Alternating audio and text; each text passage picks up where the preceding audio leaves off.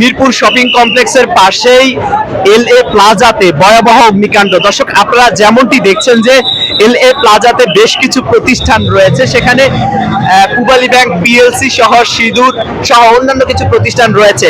Pubali bank পিএলসির উপরে যে পার্লারটি রয়েছে, সেই পার্লার থেকেই মূলত আগুনের সূত্রপাত হয়েছে, এমনটি আমাদেরকে জানিয়েছে মার্কেটের লোকজন। তারা যেমনটি বলছে যে শর্ট সার্কিট হয়ে কিন্তু আগুনের সূত্রপাত হয়েছে, এমনটি আমাদের বলেছে। আমরা দেখছি ফায়ার সার্ভিসের একের পর এক গাড়ি আসছে আগুন নিয়ন্ত্রণ নেওয়ার জন্য। কিছুক্ষণ আগে যে পূবালী ব্যাংক পিএলসির উপরে যে কক্ষটি আপনারা দেখছেন, আমরা যদি একটু আপনাদেরকে দেখাই, সেই কক্ষে ফায়ার সার্ভিসের লোকজন ভিতরে প্রবেশ করার জন্য গ্লাস ভেঙে কিন্তু ভিতরে প্রবেশ করেছে আগুন নিয়ন্ত্রণে নেওয়ার জন্য।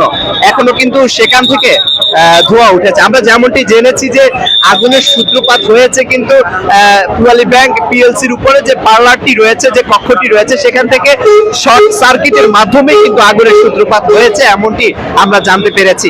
আমরা দেখছি যে বাংলাদেশ দমকল বাহিনী, যেটা ফায়ার সার্ভিস রয়েছে, তারা আপ্রাণ চেষ্টা করে যাচ্ছে আগুন নিয়ন্ত্রণ নেওয়ার জন্য।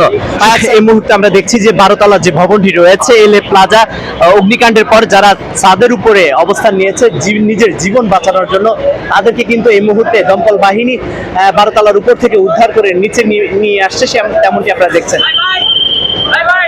কি আর কেউ আছে? আমার অফিসে টোটাল 17 জন স্টাফ ছিল, আলহামদুলিল্লাহ সবাইকে নিয়ে আসতে আমরা টপে ছিলাম। আলহামদুলিল্লাহ সবাইকে আমি নামাই, এখন আমি সবার শেষে। না আলহামদুলিল্লাহ কেউ আহত হয়েছে কিনা? না, আমার অফিসে কেউ হতাহত হয় নাই, আলহামদুলিল্লাহ।